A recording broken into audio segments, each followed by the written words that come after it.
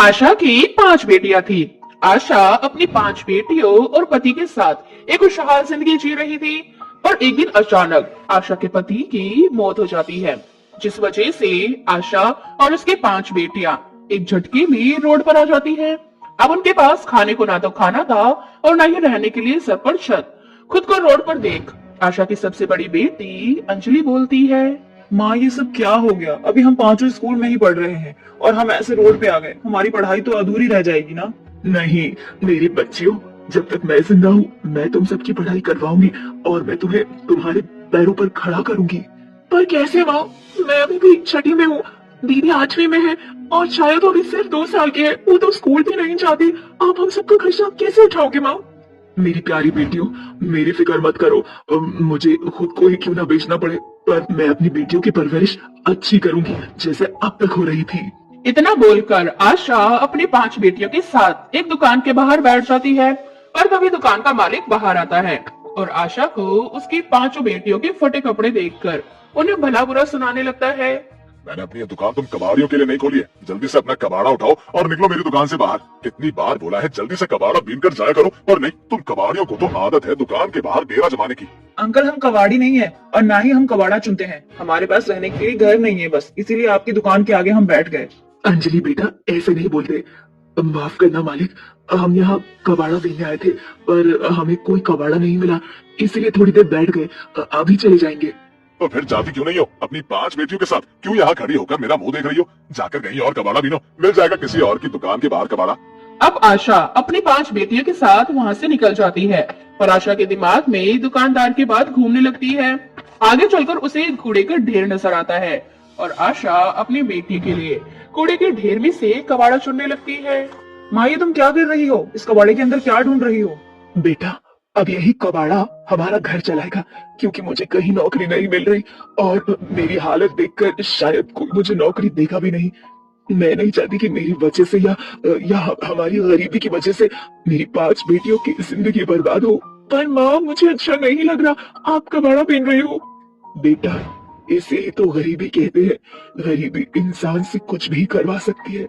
अगर ऐसी बात है ना माँ, तो हम पांचों आपके साथ कबाड़ा बीनने में आपकी मदद करेंगे। आप अकेले कोई काम नहीं करोगी, आपकी बेटियां आपके साथ हैं। अब आशा की बेटियां भी कबाड़ा बीनने में उसका साथ देती है। कबाड़ा बीनकर जो पैसे मिलते आशा उनसे अपने बच्चों के लिए खाना खरीद के लाती और इसी तरह से आशा अपनी 5 बेटियों के साथ फुटपाथ पर रहने लगती। समय यूं ही बीतता जाता है और कबाड़ा बीनते बीनते आशा एक छोटा सा घर खरीद लेती है। माँ, भले ही ये घर हमारे पहले वाले घर से छोटा है पर मुझे बहुत अच्छा लग रहा है। आज हम रोड से अपने घर वापस आ गए। हाँ मेरी बच्चियों, देखना बहुत जल्द हमारी गरीबी खत्म हो जाएगी और हमारे भी अच्छे दिन शुरू हो जाएंगे। ये तो बस शुरुआत है। माँ, अब तो मैं भी बड़ी हो गई हूँ। अब से मैं भी तुम्हारे साथ कबाड़ा बीनने जाऊंगी और अंजलि दीदी, अब से तुम घर में रहना। अब आप बड़ी हो गई हो, मुझे अच्छा नहीं लगता जब आप स्कूल से आकर सीधे कबाड़ा बीनने चली जाती हो। अंजलि बेटा, निशा बिल्कुल सही कह रही है। अब तू जवान हो चुकी है, इसलिए तू घर में अपनी दोनों छोटी बहनों का ख्याल रख। अब से मेरे साथ परी और निशा कबाड़ा चुना करेंगी। इस तरह से आशा अपनी 5 बेटियों के साथ कबाड़ा बीनने चली जाती है, पर साथ ही साथ वो अपनी 5 बेटियों को खूब पढ़ाती लिखाती भी है। समय यूं ही बीतता जाता है और आशा की 5 बेटियां जवान हो जाती है। देखते ही देखते मेरी 5 बेटियां बड़ी हो गई। अब तक अंजलि और परी की तो शादी हो जानी चाहिए थी, पर इस गरीबी की वजह से मैं तुम दोनों की शादी नहीं कर पाई। माँ, तुम ऐसा क्यों बोल रही हो? अच्छा हुआ ना जो हमारी शादी नहीं हुई, और अगर हमारी शादी हो जाती तो आपकी देखभाल कौन करता? और माँ, अब तो मैं और परी हम दोनों नौकरी करने लगे हैं। बहुत जल्द आपकी 5 बेटियां नौकरी करने लगेंगी। अंजलि बेटा, तुम 5 मेरी बेटियां नहीं बल्कि बेटे हो। तुम 5 की शादी करनी बहुत जरूरी है। मैंने एक रिश्ता देखा है तुम 5 के लिए। तारा बहन के 5 बेटे बड़े संस्कारी हैं। उन 5 को तुम 5 पसंद हो। माँ, हमेशा तुमने हमारे बारे में ही सोचा है। इस बार भी तुमने हमारे बारे में अच्छा ही सोचा होगा। हाँ माँ, इसलिए हम ये शादी जरूर करेंगे। मैं बहुत खुश नसीब हूँ जो मुझे तुम जैसी 5 बेटियां मिली। अब आशा अपनी बेटियों की इजाजत लेकर लड़के वालों से बात करती है और बहुत जल्द आशा अपनी 5 बेटियों की शादी कर देती है।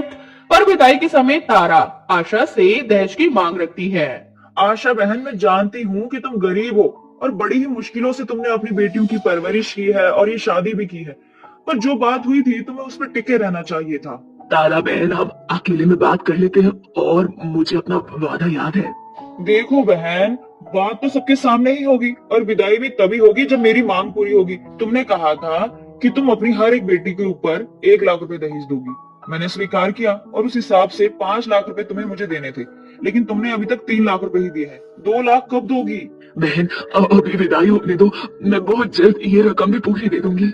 ये विदाई तो तभी होगी जब दहेज की रकम मिलेगी। चलो बेटा यहाँ से। इतना बोलकर तारा वहां से आने लगती है, पर तारा के 5 बेटे अपनी माँ की बात नहीं मानते और अपनी बीवियों के साथ जाकर खड़े हो जाते हैं। ये देखकर तारा को बहुत हैरानी होती है। अरे मेरे बेटो, तुम ये क्या कर रहे हो? पता नहीं माँ हम क्या कर रहे हैं, हमें बस इतना पता है हम जो भी कर रहे हैं सही कर रहे हैं। माँ ये पांचों हमारी बीवी और आपके घर की बहू है, हम इनके बिना कैसे जा सकते हैं? ऐसे में तो हमारी ही बेइज्जती होगी और वैसे भी आपको आपके घर के लिए बहू चाहिए थी ना, कि दहेज की रकम। और माँ, एक माँ ने अपनी 5 बेटियों का कन्यादान किया और कन्यादान से बढ़कर कौन सा दान होता है? माँ प्लीज ऐसा मत करिए, आप भी एक माँ है, हमारी एक बहन है, अगर कल को उसके साथ ऐसा होगा तो आप क्या करेंगी? माँ एक बार खुद को सासू माँ की जगह पर रखकर देखो, आपको समझ में आ जाएगा कि आप क्या कर रही हैं। अपने बेटों की बात सुनकर तारा को एहसास होता है कि वो कितना गलत कदम उठाने जा रही थी। अपने बेटों को समझाने पर तारा को अपनी गलती का एहसास होता है और वो आशा से माफी मांगती है।